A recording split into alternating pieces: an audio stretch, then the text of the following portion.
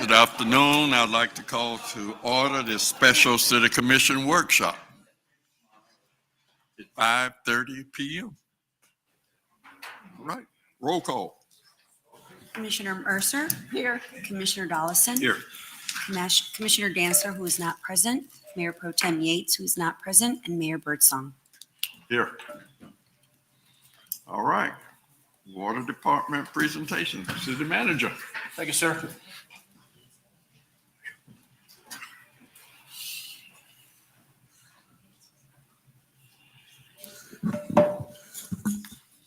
Good evening, Mayor and Commissioners. It is great to be before you again this evening.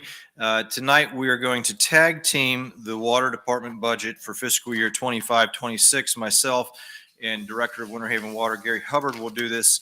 I'll give you an overview of kind of the high-level finance side of the Water Department, and then Gary will provide insights on some of the more technical project-related items that I think are significant and certainly that the Commission would be interested in.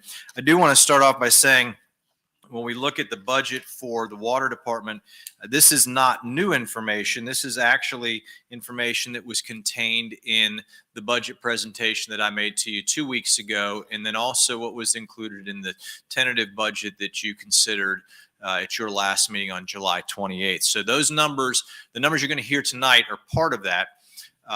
Keeping in mind that we will likely have a postscript that comes before you when we bring the budget to you in September. There are things that change between the time a tentative budget is approved and when the budget is actually voted on in September. We get the additional insights on state revenues, or there may be projects that we have not encumbered that we anticipated that have to roll forward. So little postscript items like that don't really change the economics of the whole thing. You almost have to look at a budget as a 2-year window.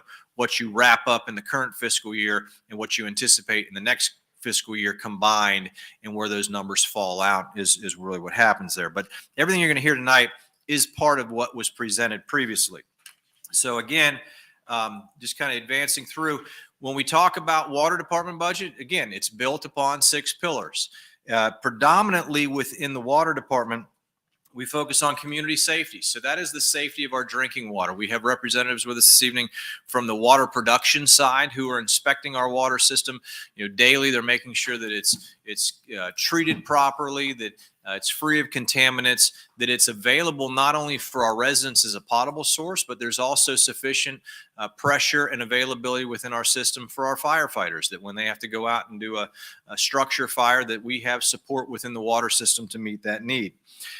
Community safety includes things like the removal of asbestos pipe, and that's an ongoing effort that we have every chance we get to replace a pipe. If it happens to be asbestos, there's a very specific protocol that we go through that. We certify our maintenance mechanics, utility servicers in how to handle that. There's also telemetry upgrades that are taking place and will continue to occur that address things like, how do we identify when we have drops in pressure within our system, when something's happening at one of our water treatment plants. Again, tied back to community safety. Infrastructure is huge within the Water Department, obviously. And this is some of that infrastructure that a lot of people don't think about, but certainly in the forthcoming year, we're looking at the continued work to build new water production facilities at Cypresswood and at Pollard Road. Significant upgrades to the wastewater treatment plant, as we've talked about for a number of months now, and those are underway. And then also the development of a new administration campus that will finally get us out of, what was to be a temporary home. When we first took on the Hill Nissan building about 15 plus years ago, we weren't anticipating to be there for the long term. We knew that property had a better value for other uses within the community, but we have not been able to really free ourselves of that just yet. We've certainly outgrown it. In this coming year, we'll begin work on building a new water admin campus and all the support facilities out on Buckeye Loop Road. Within responsible government, last year we did a rate study. We implemented new fees and charges for our water operations, our water and sewer. We also adjusted our connection fees, being responsible in terms of what our future fiscal obligations would be, and making sure that the costs associated with growth were being covered by those who were presenting that growth to us. We established a repair and replacement fund, a repair and renewal fund within our budget in our fee structure last year that is generating money to help offset the cost of dealing with aging infrastructure that's not necessarily needing to be expanded for growth, but needs to be improved just based upon its condition. And Gary and his team have been very aggressive in continuing the pursuit of grants, which really speaks to responsible government. Another thing I want to talk about with responsible government real quick, because I just learned of this today. It's also about making sure that we've got quality people within the organization who are administering and overseeing our operations. I want to take a second to recognize Frank O'Neill and Brett Martin, both within our wastewater treatment plant operations. It's my understanding that they were recognized this week by the Florida Water and Pollution Control Operators Association.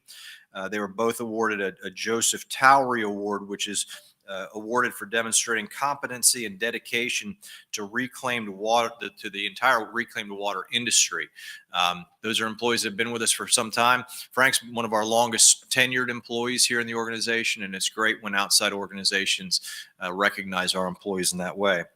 And finally, on environmental stewardship, this really, two of the big things that I think you're probably most familiar with, the expansion of our Smart Cover program.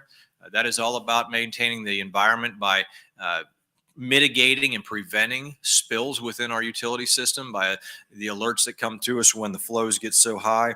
And then also continued efforts on our septic to sewer improvement projects. We're working on the east side of Lake Hartridge this coming year. And that is, from an environmental standpoint, the more times we can get people off of, more houses we can get off of septic systems and onto the centralized sewer system, there's less opportunity for environmental harm from when those septic systems fail. So just again, the budget's built around the 6 pillars, and those are really the 4 that are most critical to the water, and certainly they speak to quality of life as well as economic sustainability. A couple highlights within the budget.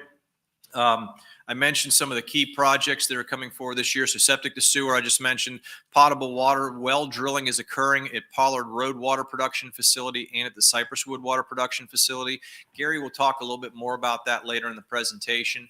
We also anticipate construction to begin on the Pollard Road Water Production Facility sometime in early 2026.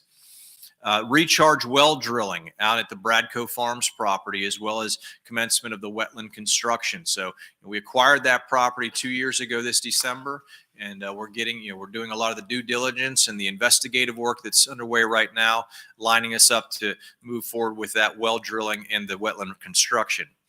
I mentioned the new utility complex on Buckeye Loop Road. That is, I want to say, about a 50,000 square foot facility in amongst a few different buildings there, but we'll have our administration that is housed at the Hill Nissan building will be located there. There will be appropriate facilities for our maintenance operations, our laydown yards, the storage of all of our necessary equipment. We'll also relocate our customer service operations out to that location at that time as well. Improved screening and filtration systems at the wastewater treatment plant number 3. You're familiar, we brought a number of projects to you leading up to the long-term rehabilitation and expansion of Plant 3, and we're excited to get that underway. That will be one of the most significant projects that the city will undertake in its history, both in terms of the complexity of it as well as the overall cost for that. But I also believe that it's one of the most strategic things that we'll do in anticipation of future growth within our communities. With respect to the budget, we do contemplate the issuance of debt for the utility services operations of $24.7 million. I want to talk about that for just a second. I mentioned earlier we did a rate study in the summer of 2024. When you do a rate study, you look at not only what your operational needs are over the planning horizon, but also what your 5-year capital investment program will be. And the intent of that fee structure is to identify what is it going to cost to meet those financial obligations, and you establish your fees to generate revenue sufficiency to accomplish that. That effort that we went through in 2024 actually contemplated a much greater debt incurrence in fiscal year 26. In fact, The rate study reflected bond issuance or some combination thereof borrowing of $258 million in fiscal year 26. Right now, we've set the budget to borrow $24.7 million, and that's what's presented to you this evening. In talking with our CFO, with Mr. Hubbard, with our rate consultants, with the folks that, Jay Glover and those that help us with our bond issuance, what we think will likely happen is we'll bring back to you at some point in late 25, early 26, a recommendation for a bond issuance that's probably in the $60 to $80 million range. That is intended to allow us to get all of these projects up and moving rather than borrowing the full amount at one point and having that kind of albatross around us. We would borrow a significant amount to get the projects underway and come back with a secondary borrowing at some point, maybe a year or 2 years after that. Regardless of what the amount is, your revenue that is scheduled to come in based upon how the utility fees adjust year over year and what we anticipate is ongoing growth, which we use a very conservative number for growth of 2.3%, which is, very minuscule in comparison to what we've seen over the last 5 years. Your fee schedule is set to give you the revenue you're going to need and hold those dollars in reserve to make the debt payment on that borrowing. So I hope I'm explaining that clearly enough that you actually have sufficient revenues forecast through the fee schedule that contemplated borrowing $258 million. We're not recommending that we do that, at least not at this point. Now, that may be the total borrow that we do over multiple actions, but likely this year it'll be between $60 and $80 million. When we get to that point, we'll do a budget ordinance or an ordinance to amend the budget for consideration of that. Does that make sense? You're financially set to borrow a whole lot more than what we're recommending. I have a question. Yes, sir. Okay, so I get that you only borrow what you are projected to expend over a finite period of time. Yes, sir. My question is, okay, we know that. So when do you think the second phase where we will have to borrow? I would say you're probably within 12 to 24 months after that. Probably more realistically, the longer period of that. Keep in mind, Mayor, that, when we look at, and Gary and I just had this conversation about an hour ago, when we look at, what's that $258 million look like? Yeah. That may not be all in a bond. That could be a significant chunk of it come from the WIFIA loan program through the federal government. We have approval to move forward with $171 million in borrowing directly from WIFIA. It can only account for 49% of our projects, so whatever that percent equals out into dollars.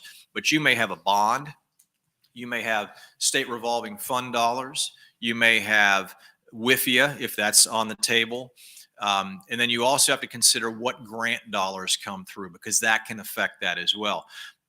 Earlier this summer, I think our grant application, I'm going to ask Gary real quick, when we applied to DEP, it was over $100 million in hurricane relief available funds. We won't know on that for some time.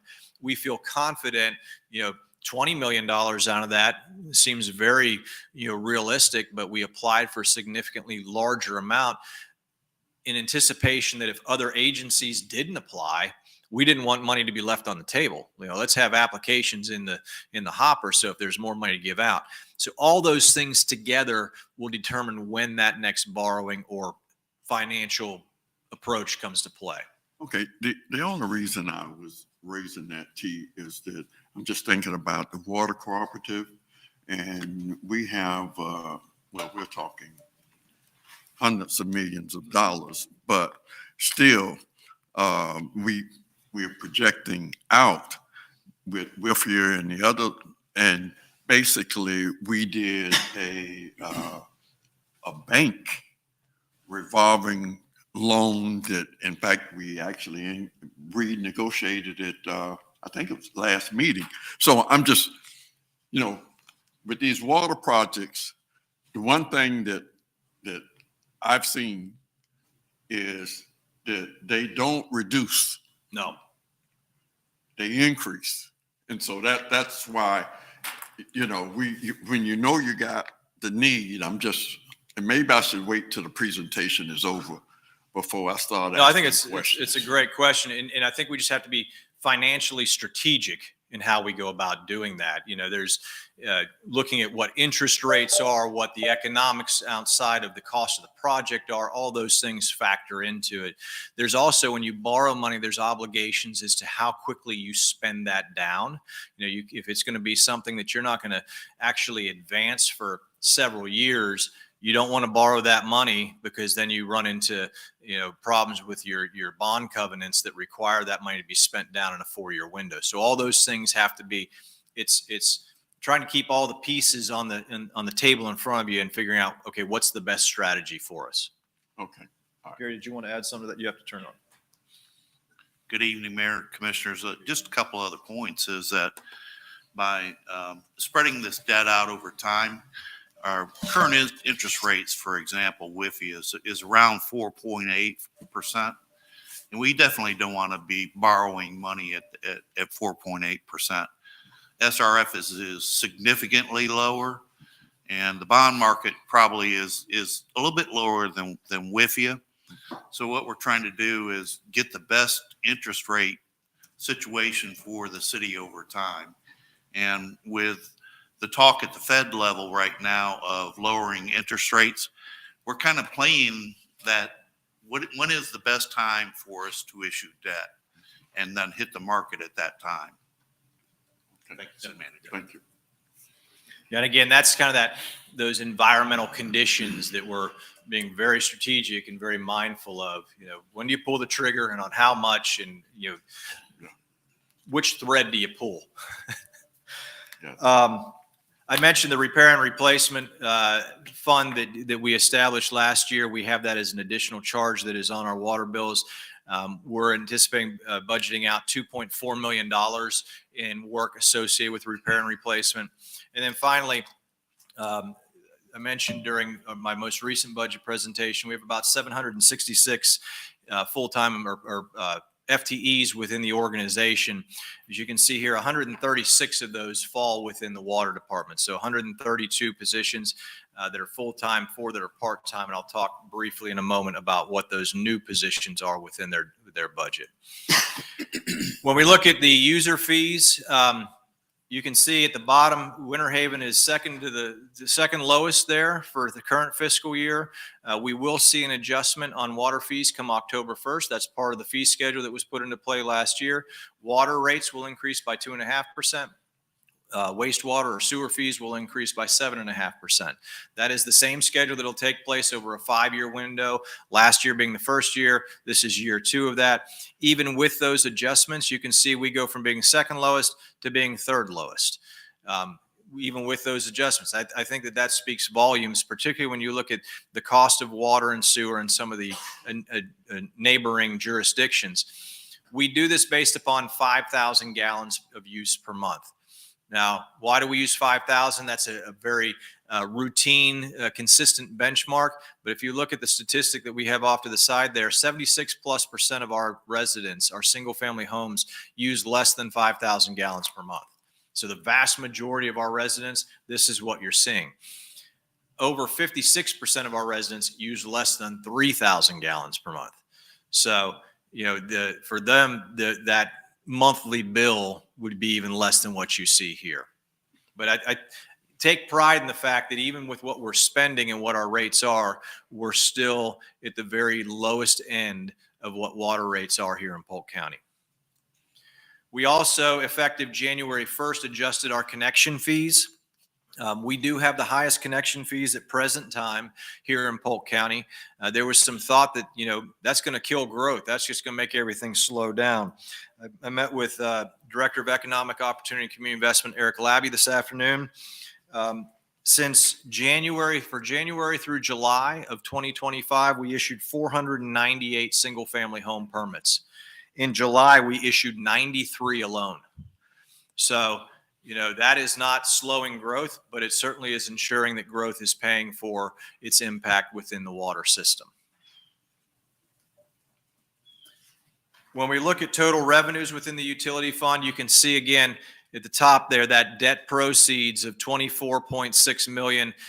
That number, if we issue higher debt later into the fiscal year, that number will change, but that is the anticipated debt at present time. Water sales and your sewer sales make up about 44% of the overall revenue that comes in. Connection fees about 10%. We estimate 10% of our revenues coming from grants. That number could jump significantly higher if we have grants that come in during the fiscal year. Service charges and set fees. When we're setting up new service at a property, the admin and account services and engineering inspection, that is kind of the administrative fee that we put on every bill. Miscellaneous revenues, never like to use that word miscellaneous, so I always like to try and give you an understanding of what that is. That includes late fees, that when people don't pay their bills on time, they have to pay a late fee. It also includes when we recycle old meters. We do get some value out of recycling old obsolete meters because of the raw materials involved. You see interest earnings. The fees from Polk County or Polk Regional Water Cooperative, Mr. Mayor, you'll appreciate this. We pay a whole lot of money to the PRWC. They're actually going to pay us some money. So there is a raw water line that will come up from the south into the Pollard Road Water Production Facility that will be ultimately owned by PRWC. It'll be their asset because it's pushing that. It's part of their distribution system, bringing raw water to our facility, and they will reimburse us for the cost of us putting that in. And then refuse billing fee, that is a fee that is paid into the utility fund by solid waste because utility fund actually issues the bills for solid waste. When we look at the expenditures within the utility fund, capital is the big guy. Remember, in general fund, we put those big capital projects into a separate construction fund. In the utility fund, because it's a proprietary or enterprise fund, we hold everything there. It is essential to their operations. So about 45% of their expenditures will be tied to capital, about 22% towards operating, and about 12% towards personnel. Those are the big three. There is the $6.1 million that is a transfer into the general fund. The non-departmental fees are expenses that they pay back in to support other operations such as human resources, IT, fleet maintenance, facilities maintenance. They have some annual debt service that they have to pay on prior bonds that were issued, and then also the investment that we're making in repair and replacement.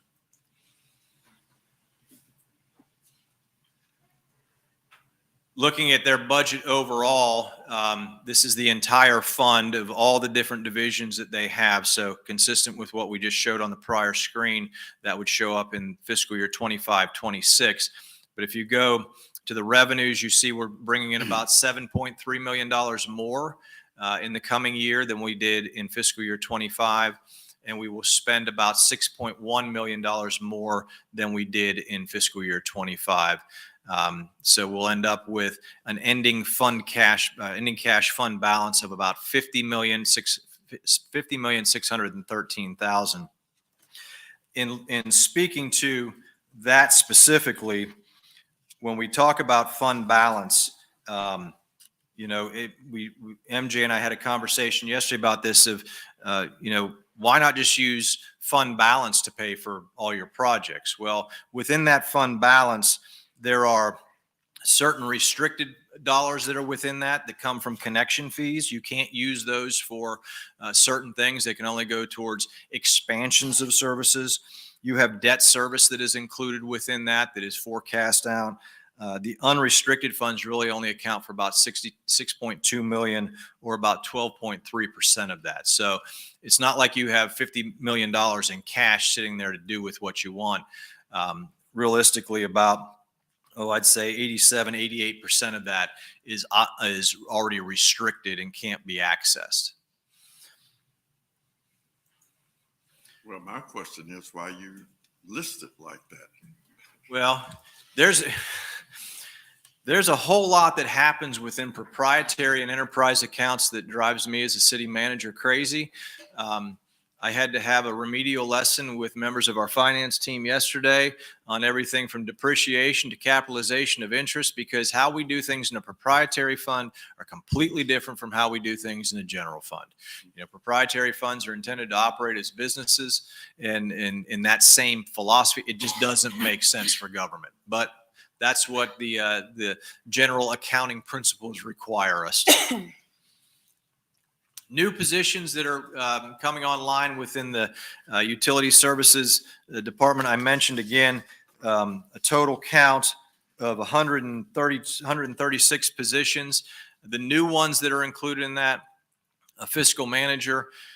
We're talking an awful lot about money tonight. We're talking about big projects. We're talking about compliance with federal guidelines for federal grants or loans, with state guidelines for DEP grants or for state revolving fund loans.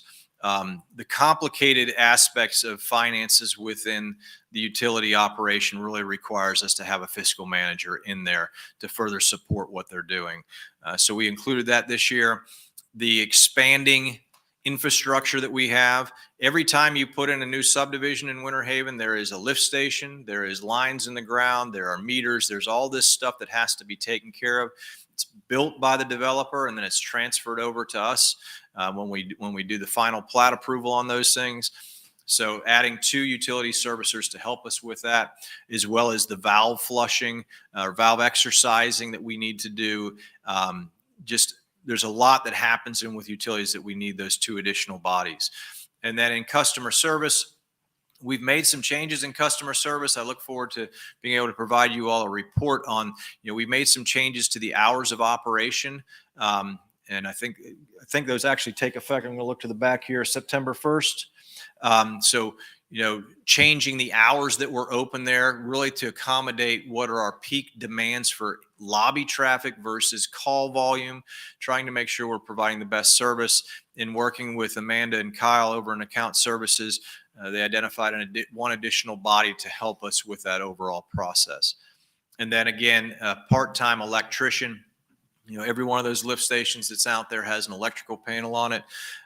Being able to help troubleshoot that along with our existing lift station maintenance crews is an important asset to have. I want to back up 1 second. Can you back me up, AJ? I do want to just give you one kind of point of reference here. When we talk about the size of the utility, you know how big Winter Haven is, how much water we're pumping out. Something that may at times get lost in the minutia of everything else we deal with is how many accounts we actually have out there. So for every meter, how many service points do we have? So we have 40,561 meters out there within our operations. 43,833. About 40,500 of those are residential meters. When you look at what's inside the city limits versus what's outside, about 66.1% of our meters are inside the city limits. About 33.8 are outside the city limits in that unincorporated service area. Those numbers continue to go up. We're installing new meters every single week as we have new houses that are being constructed. Again, that is just kind of one of the metrics that I look at when we say, we need additional bodies to help maintain these things. It's not one-to-one, but when you start adding, more services, more accounts, more customers, more homes to be serviced, we have to make sure that we're growing the workforce to make sure we can meet that demand. Okay, with that, I'm going to pass it on to Gary, and he's going to talk a little bit more about some of the specific capital projects that we have lined up for you in this forthcoming fiscal year.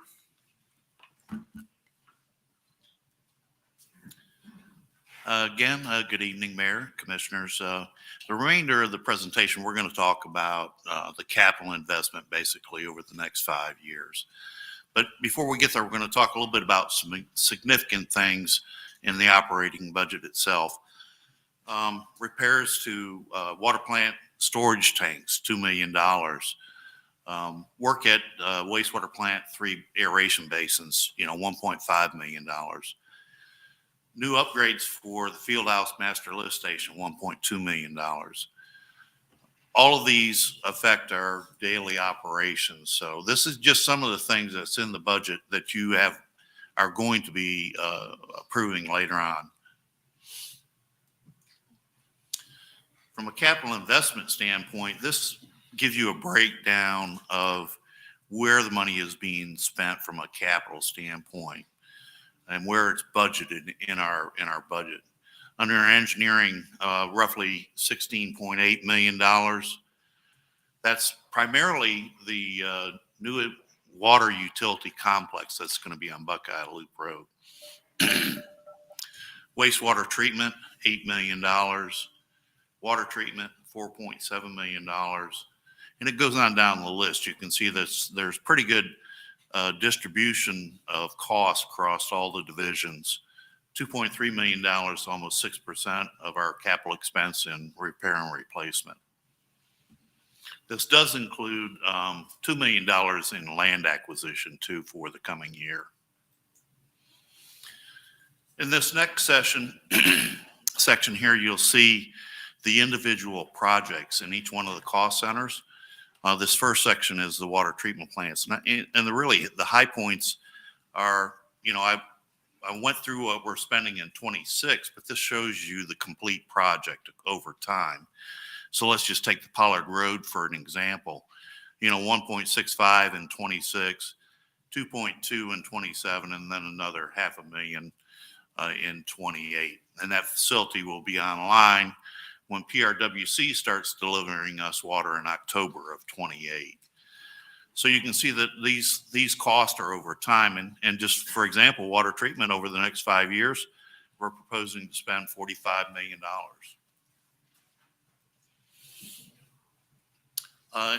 In the engineering, we have is there a question? Was there a question? No, okay. I didn't. In the engineering, we have the Bradco Farms, the wetland restoration aquifer recharge project, along with the new utility admin complex at $24 million spent over the next 2 fiscal years. Moving on down to wastewater treatment plant 3, logistics parkway, and then of course the expenditures for the new water resource facility. And you can see that's the big ticket item there. That's almost $173 million over the next 5 years. Okay, thank you. You answered my question that I was asking. So that's why we started out this coming fiscal year. We think we're going to be in the $60 to $80 million range, but 2 years from now we're going to be coming back and saying, to complete these projects, we're going to need these additional funds. On down to water distribution, you can see there, new water mains, asbestos replacement, wastewater collection, the septic to sewer, lift station replacements. We have over 230 lift stations in our system, and they constantly require repair. So we have a list of lift stations that we will be repairing, and we're going to start a new process this coming year, doing a lot of that work in-house, where we have been contracting much of that work. Additional work on Lake Howard gravity sewer, that's just extending where that project that we completed this past year. On reclaimed water, additional mains extensions. We're planning a 30-mile loop around the city, and this is just additional extensions of reclaimed water. It does include aquifer storage and recovery wells. That's again part of that Bradco Farm project. Direct potable reuse. This is really interesting. We have done some feasibility studies on direct potable reuse, and we're actually going to construct a trailer-mounted treatment system that will allow us to look at different types of treatment processes, and that we can pull this trailer to community events. It's going to be quite an impressive treatment system that will be able to show the public how we handle treating wastewater and reclaimed water. It'll be something that once we're done with it also, we could allow neighboring communities to also use this limit. So we're trying to be out in front of everything.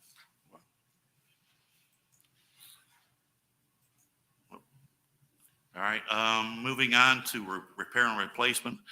Over the 5-year period, we're looking at $14 million expenditure. Total bottom line, you know, we're talking 37.3 million in the coming fiscal year, with 335 million projected over the next 5-year period.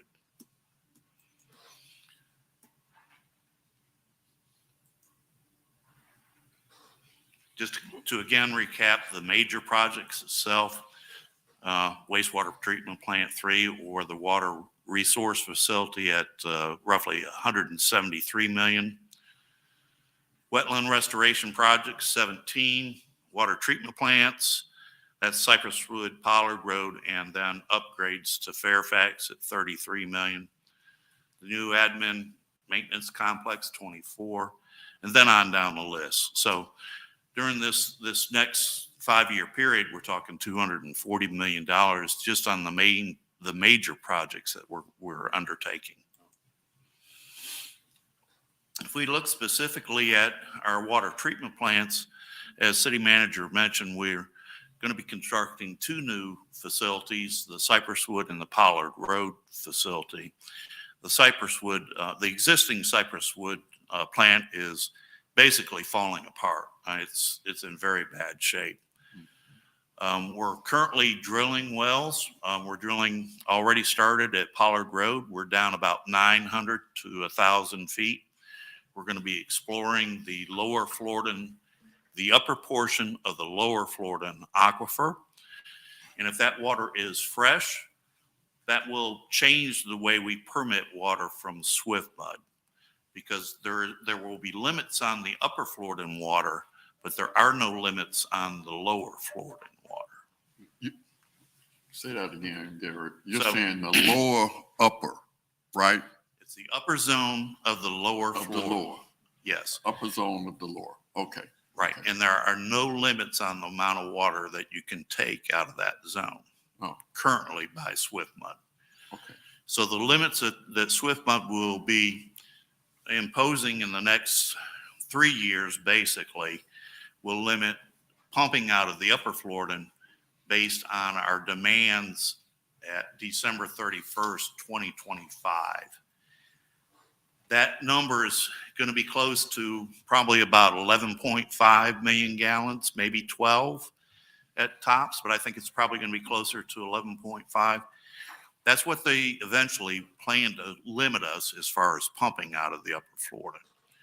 Now, our plan is to increase the amount we pump out of the upper Floridan by recharging the upper Floridan aquifer. So, if you look at the Pollard Road plant, it will be an 8 million gallon per day facility. 4 of it will be basically from PRWC, which we will be wheeling water to Auburndale and to Lake Alfred. The remainder will be for our demands. Cypress Wood is going to be about a 1.5 to 2 million gallon per day facility. I have a question. We're also working on that water use permit. We're thinking, yes. She had, I just have a question about the upper part of the lower Floridan. Okay. Do we have any kind of guess of how far down that is, the fresher water from the upper? So we from the- think it's in the 1,200 feet range below Okay. surface. So we're very close to that already. Mhm. We should know here in the next month or so how successful we're going to be. Okay, Davenport has already drilled a well to the upper zone of the lower Floridan and have been successful getting water. So we're hopeful that that will be the same situation for us here in Winter Haven. has SwiftMud give them any recognition on their permit for that? I think they're still negotiating Okay. those permits. We are working towards a permit application for SwiftMud. That will come before the city commission later this year. But we've indicated to SwiftMud that we're going to be asking for a 50-year permit, which is a little bit different than what they're used to. They're used to, 10, 20 years. But given that they have issued 50-year permits, I felt like we should push the envelope and request a 50-year permit. And in that permit, we would be looking for about 18.3 million gallons of upper Florida water. But the only way we can do that is by recharging. So, but we're headed in the right direction, I believe. On to the water resource facility. This is kind of a conceptual layout of what the facility might look like. Our current facilities, as you know, wastewater plant 2, the northern plant, it's 1.7 million gallon per day facility. Plant 3 is 7.5 million gallon per day facility. Plant 2 became operational in 1971. So it's already well past 50 years old. Plant 3 became operational in 1976. So it will be 50 years old next year. So this is timely effort for the city to begin looking at how we handle both of these facilities. And combining the two facilities into one facility makes a lot of sense. So we'll be looking this coming year on how do we transfer that flow from plant 2 to plant 3. And also we're looking on the east side of the system, how can we provide some redundancy to our system so that it's not all in one location. So we'll be evaluating those options to determine the best way to transfer that flow from plant 2 to plant 3. The new facility is under contract with Wharton Smith. Their design engineer is Kimley Horn. We entered into that contract January of this year. So we're well underway. We'll see some early out packages this coming year for this new facility, which will include the new screening and filtration for the facility. We'll be targeting a 12 million gallon per day facility here to start with. On the Sapphire Necklace, 2 years ago, it was March of 23, I believe, that we received an unsolicited proposal from a company known as RES for the implementation of the first Sapphire Necklace project, or what we've come to be known as the Bradco Farm project. We think that project is going to be expanded from the original purchase of the city, where we purchased 370 acres in December of 23 for Bradco Farms. We think the ultimate project here will probably be around somewhere between 450 to 500 acres total project. So part of the work that's going on here is acquiring different additional properties and then begin the actual construction of the project itself. The well driller that we procured for drilling our new potable wells for Pollard Road and Cypresswood, we are thinking that we will issue a change order to that contractor to drill a recharge well on this property. And that drilling effort should begin in November or December of this year. So we're in those discussions currently with the well driller, and it will be exciting that we'll actually be drilling a recharge well at Bradco Farms this year. So pretty impressive. I think wetland restoration will probably begin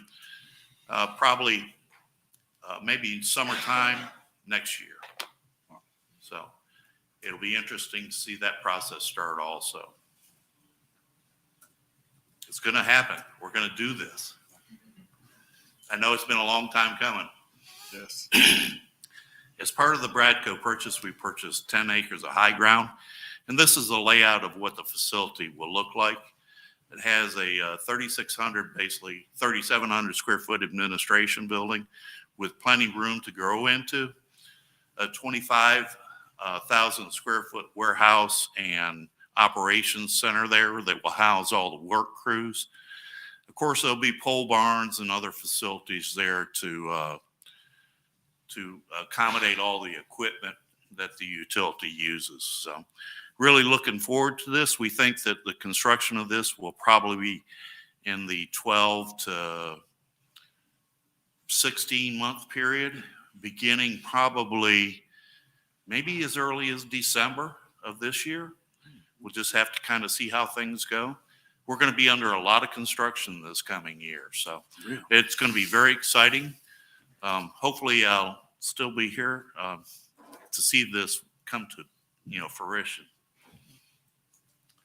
Major initiatives. We're currently at about 60% on automated meter infrastructure. We just received a contract to install more towers. We think this will increase our coverage from 65% to around 95 or greater. So that'll be happening this year. We're looking at replacing water meters. City manager noted 43,000 meters out there. And we want to make sure that we replace those in timely manners. We don't want to replace them all at one time because they're going to all fail at the same time at some point in the future. So actively want to target replacing about 10,000 meters a year. Another huge initiative is lead and copper, and that's the replacement of lead and copper throughout our distribution system. We have found a few in our system, and we're right on target to meet all the deadlines that have been established by EPA. Another program that is supported in this year is the unidirectional flushing and valve exercise program. We requested 2 new positions this coming year. Last year, we requested 1 new employee and then the equipment to implement this program. This is a program that is required by DEP. So we have been contracting this in the past, and now we're bringing this work internal. And of course, we're very active on the grant pursuit, advocating for as much as 50% grant funding. The rate study that we did last year was based on assuming that we could get 5% grant funding. I think we're going to be much higher than that. We're targeting 40%. That's what I proposed to DEP back in June, and they didn't throw me out. So that was a good sign. So we'll see how that goes. But that was 40% over a 5-year period too. So we think that we're in good shape there. DEP is very positive about the efforts we're taking here in Winter Haven. So really, we're trying to set the stage for the future here. And with that, I'll be glad to answer any questions. Any questions? So, Mr. Mayor, again, I just want to reiterate a couple points if I can. What you see this evening in this presentation, we carved this one out separate because this is your biggest department in terms of what the operational costs are at the end of the day. Utility, the water department by itself is actually larger than what our general fund, inclusive of police, fire, and the various departments is. But all of the numbers that you've seen this evening are what were contemplated in the tentative budget that we prepared and presented to you 2 weeks ago. These don't have an impact on your millage rate because it was a proprietary account. The water department, their revenues account for their operational expenses. So it has no bearing on the 6.59 millage rate. The other key takeaway is that it does contemplate borrowing for these projects. We think that the borrowing will be significantly higher than what we forecasted initially in here. But I want the commission to have the same level of comfort that I've come to have in that our fee schedule that is in place contemplated a very high borrowing and established rates that would generate sufficient revenue to cover the debt service on that going forward. So you're well positioned to whatever borrowing we bring back to you, and we'll reiterate that at that point when we have something a little more concrete in the mix. Okay. Thank you Anyone very else? much. All right. Thank you, Gary. That concludes our budget workshop for this evening, sir. If you want to adjourn and we All can. right. Go This from there. meeting stands adjourned.